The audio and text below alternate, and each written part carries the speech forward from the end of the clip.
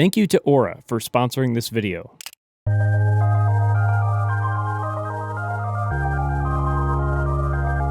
In November of 1989, a powerful tornado hit Huntsville, Alabama during rush hour. Ripping through the south side of the city and obscured by rain, it hit the evening commuters head-on, killing 12 drivers and injuring dozens more. Occurring just as a lone supercell was merging with an approaching squall line, questions arose as to how this interaction between two storms could have aided in producing the only violent tornado of this high-risk outbreak, and what would end up being the deadliest tornado to ever hit Rocket City. Today we'll investigate the interaction between discrete tornado-producing storms and squall lines, review the atmospheric dynamics involved in a classic November Deep South tornado outbreak, and investigate the incredible scars this tornado left on the city of Huntsville just 15 years after the super outbreak of '74. Let's dive in. Tornadoes that occur in autumn and winter are known as cold season tornadoes, and they have a very similar climatology to those that occur in early spring. The vast majority of these cold season tornado outbreaks occur in Mississippi, Alabama, and Tennessee. With the general lack of daytime heating in late autumn, the proximity to the Gulf of Mexico is an important factor in cold season tornadoes, the main source of surface warmth and moisture returns. Due to earlier sunsets and the end of daylight savings in fall and winter, many of these tornado outbreaks end up occurring at night,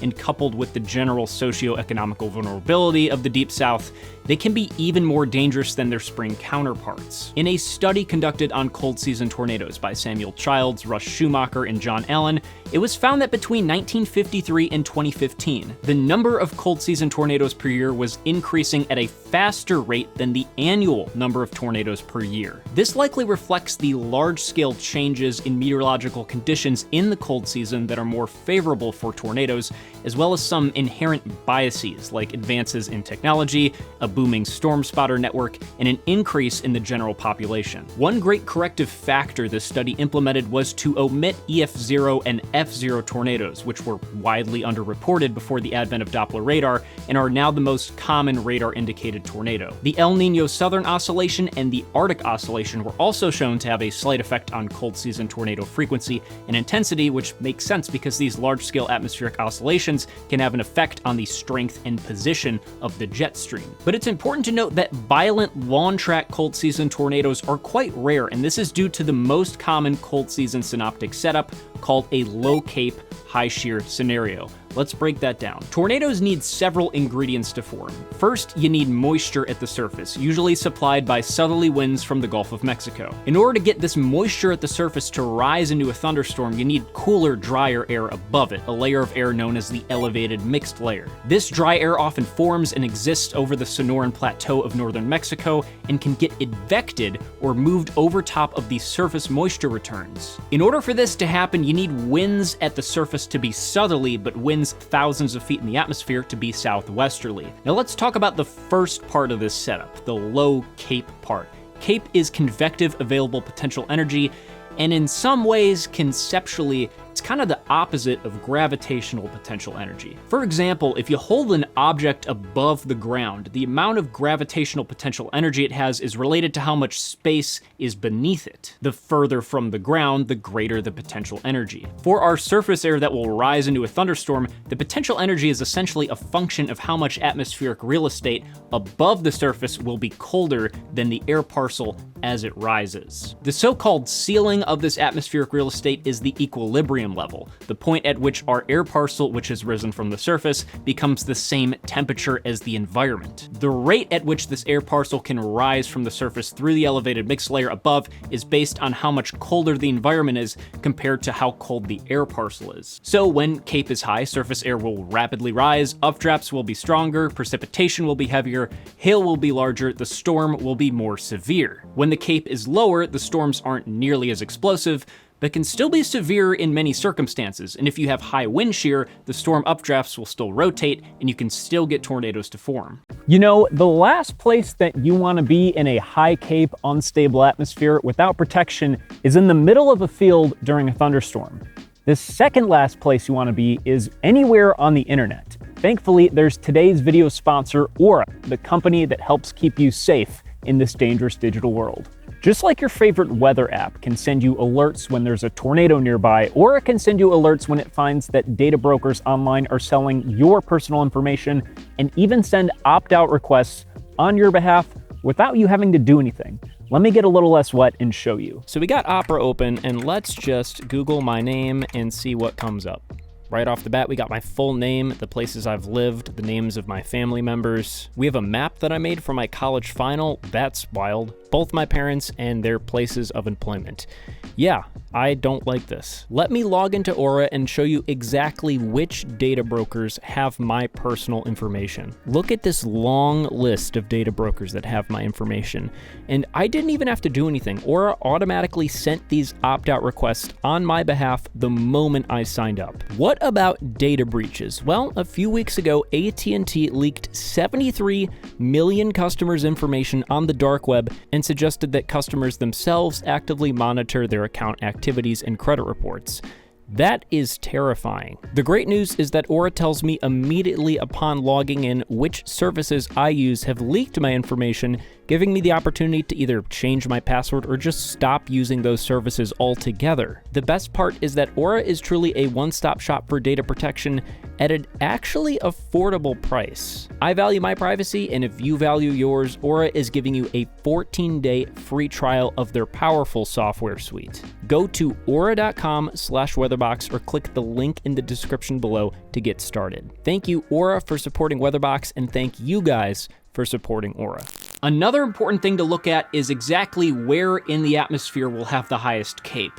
And this might sound confusing, but it's easier to visualize with a skew-T diagram. Meteorologists will often look at low-level CAPE between 0 and 3 kilometers, as well as high-level CAPE between 3 and 6 kilometers. There have been several studies, including one by Jonathan M. Davies, that suggest low-level CAPE between 0 and 3 kilometers results in greater tornadic activity. And this makes sense because storms form from the ground up. If there is greater potential energy near the ground, it gives the storms a chance to take advantage of it right when that surface air is beginning to rise. There are also cases where throughout the afternoon and evening, the overall CAPE between 0 and 6 kilometers will decrease, but the low-level CAPE between 0 and 3 kilometers will actually increase. This is why it's so important to look at the individual levels of an atmosphere when determining if tornadoes are a concern.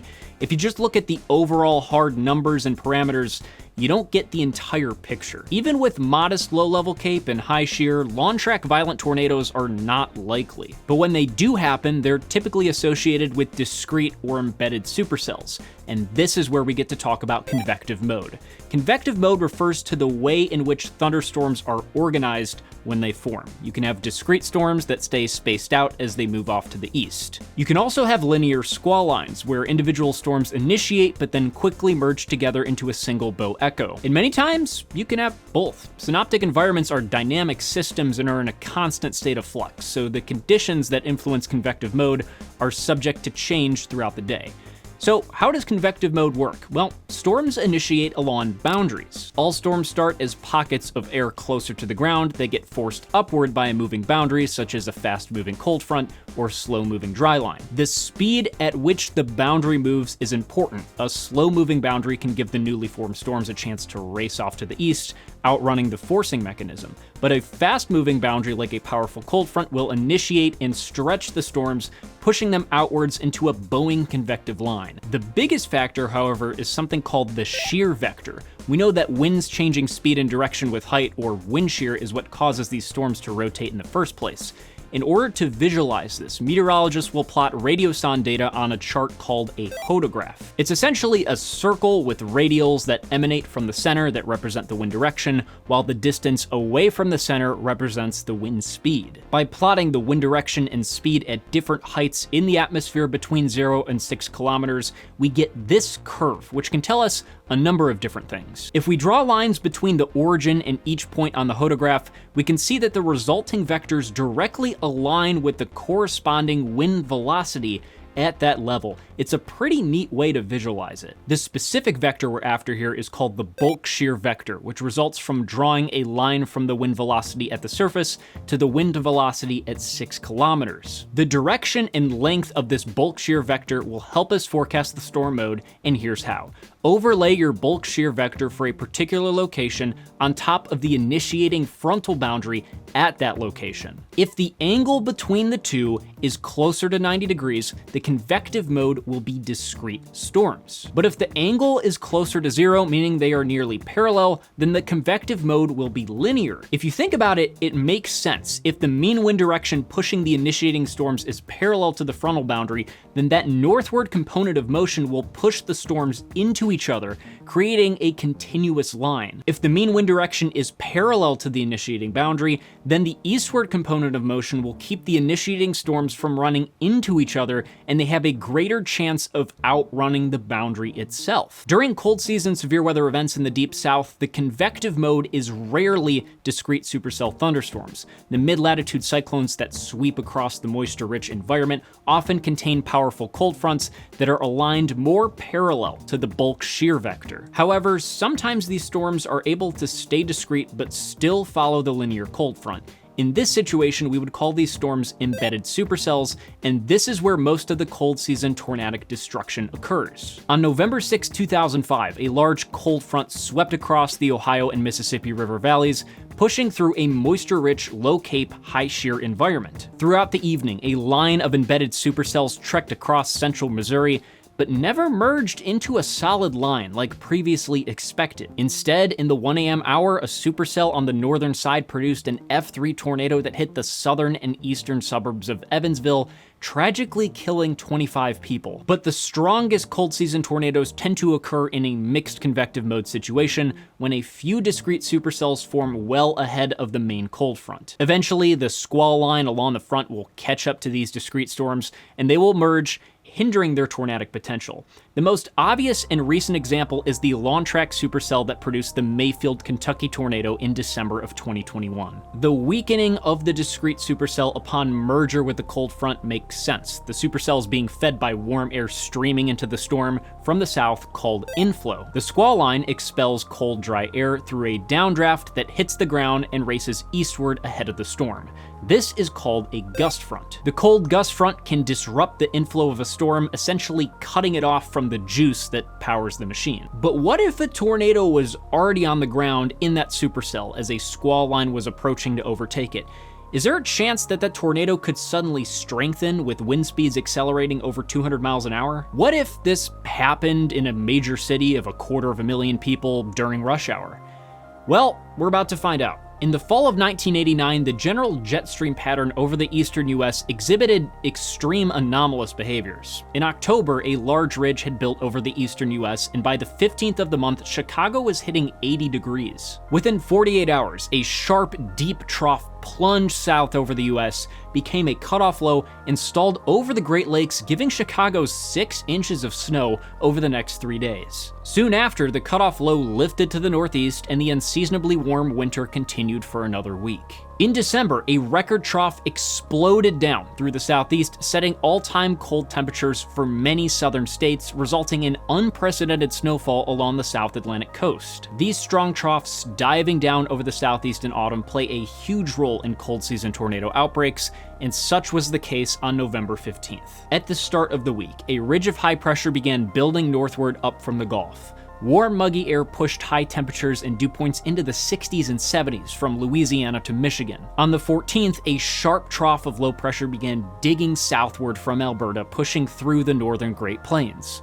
The following day, the trough would be positioned over Mississippi, where a jet streak, or fast-moving band of winds in the jet stream, would be curving around the trough. The area of strongest wind shear and greatest potential for rotating thunderstorms would be beneath what is called the exit region of the jet streak. The reason why the winds speed up in a jet streak is as they are bending around the trough, they converge or get squeezed together, so the pressure increases and they move at a faster speed. It's like the jet setting on one of those adjustable hose nozzles. You make the path narrower, the speed and pressure of the fluid increase.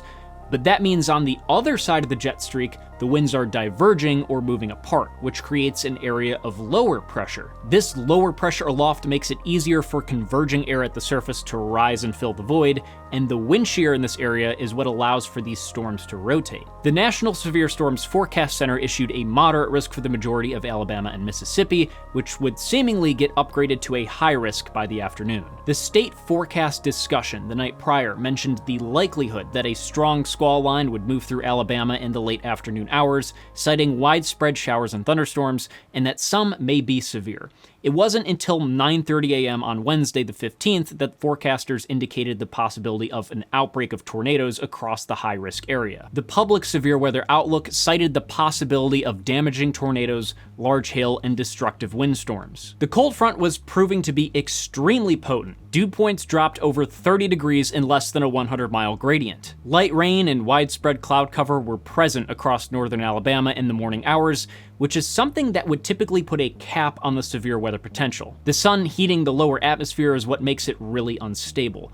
But temperatures were already in the low to mid 60s across the state, which is often the normal high temperature in mid-November. At 12:01 p.m., a PDS tornado watch, or particularly dangerous situation, was issued for northern Alabama, northern Mississippi, and central Tennessee. Atmospheric soundings taken in the early afternoon revealed a much more volatile atmosphere than previously expected. Cape in northern Alabama was nearing 2,000 joules per kilogram, which is highly supportive of intense supercells. By this time, discrete supercells were developing well ahead of the cold front, and even though this front was racing east, these storms would be capable of producing tornadoes for at least the next 4 or 5 hours. James Spann was live on air with severe weather coverage and pointed out 2 discrete supercells in particular racing across northern Alabama. Behind these storms, embedded supercells existed within a line from Baton Rouge, Louisiana to Clarksville, Tennessee. These storms created a line echo wave pattern, or sort of a wavy squall line, which indicates that powerful downdrafts within these storms were causing them to bow out at different rates within the line. The main hazards for these storms would be straight-line damaging winds and large hail. By 3:30 Central, tornado and severe thunderstorm warnings were issued along the entire line of storms, as well as for the 2 supercells ahead of the line. Now, although NEXRAD Doppler radar had been invented a decade prior,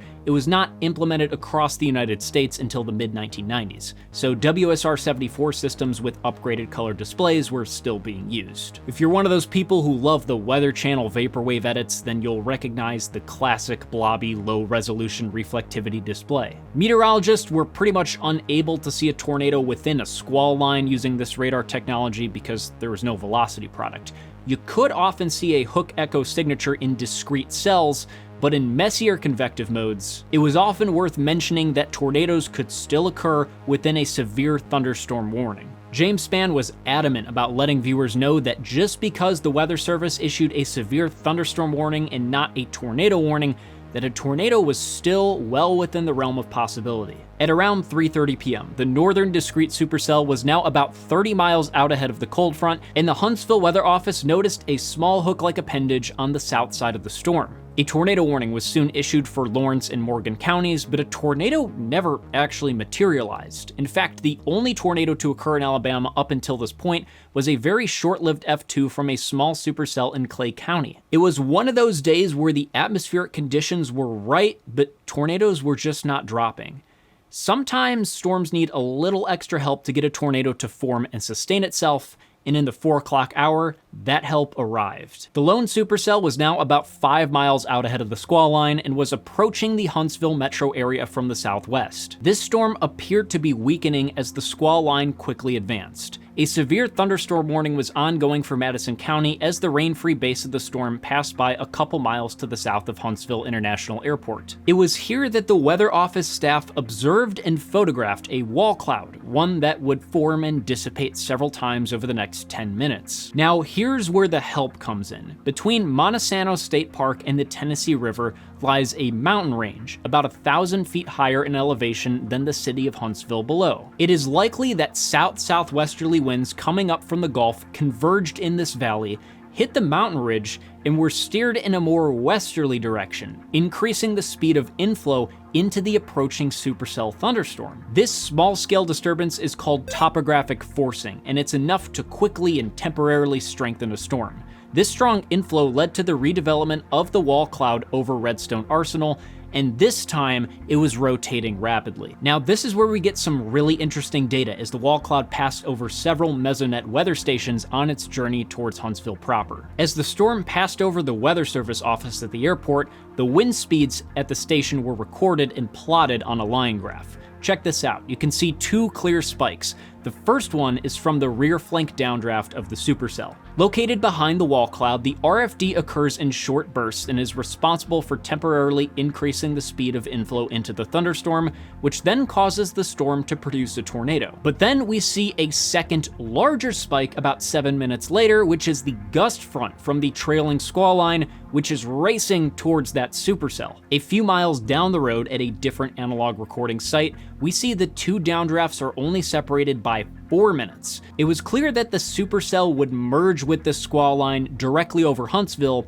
but about 5 minutes before this occurred, a weak tornado touched down over the Marshall Space Flight Center at Redstone Arsenal. It was reported that the condensation funnel was invisible for the first few minutes of the tornado's life. 6 miles to the east in the Willow Bend neighborhood of southern Huntsville, Greg Talley was filming the storm with his VHS camcorder at 4:34 p.m., just as the tornado was intensifying over the arsenal. We can see a long shelf cloud associated with the squall line gust front, likely extending dozens of miles on a southwest to northeast axis. You can also see the frequent lightning associated with these storms.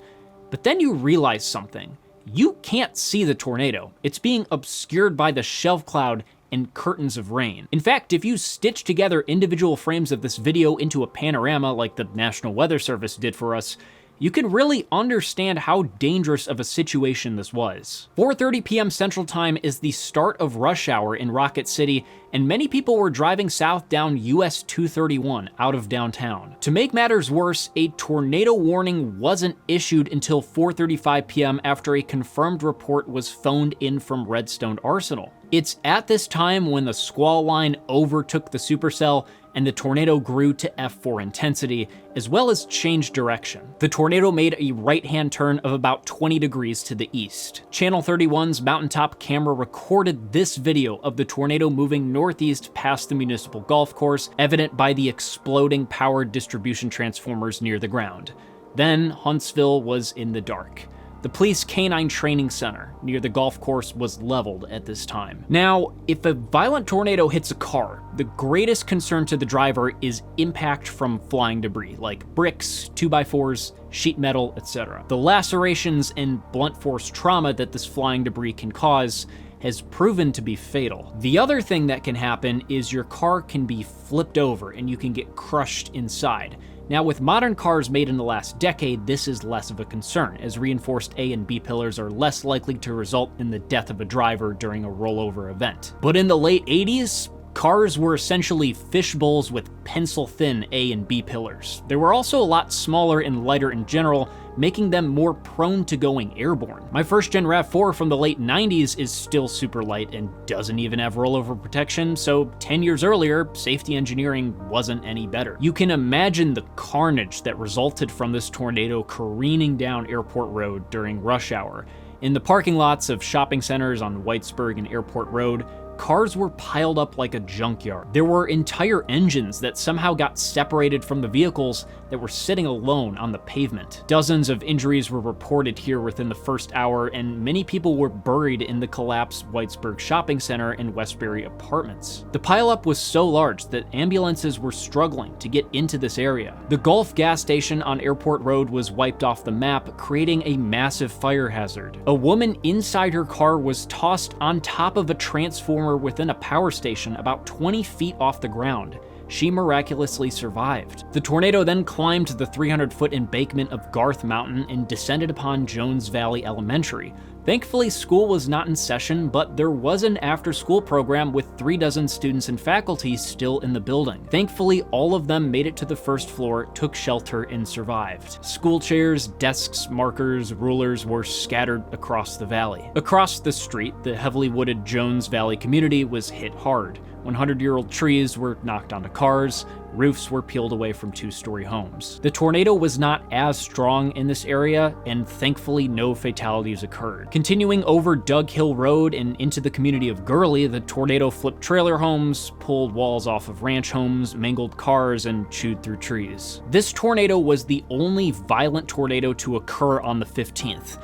Those who had lived through the F3 tornado from the super outbreak of 74 all agreed that this tornado was much worse. Half of the 21 fatalities occurred in vehicles, which is tragic, but unsurprising given the tornado's timing. It destroyed 260 homes on the south side of town, 80 businesses, most of which were adjacent to Redstone Arsenal and within Whitesburg Plaza, 3 churches, and 2 schools. A major concern with cold season tornado outbreaks that not a lot of people talk about is that typically after the tornado passes, the cold front passes as well. As night fell on Huntsville, the temperature plummeted to below 40 degrees, and with people still trapped along Airport Road, the clock was ticking. Rescue workers worked tirelessly throughout the night to clear away debris, and when the sun peeked over the horizon on the morning of the 16th, the true extent of the damage became visible for the first time. This is one of those unfortunate situations where if Doppler radar had been in use at the Huntsville Weather Office, the rotation within the storm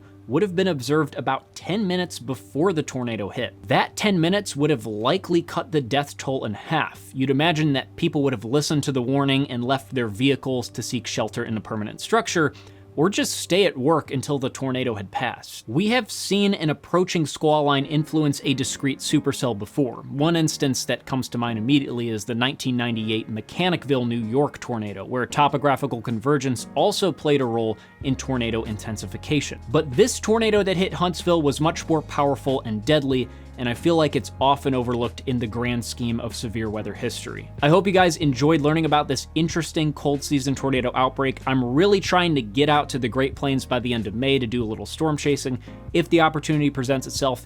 If I do, you guys will be the first to know. I got another fun on-site video coming out before the end of May, so stay tuned. See you guys.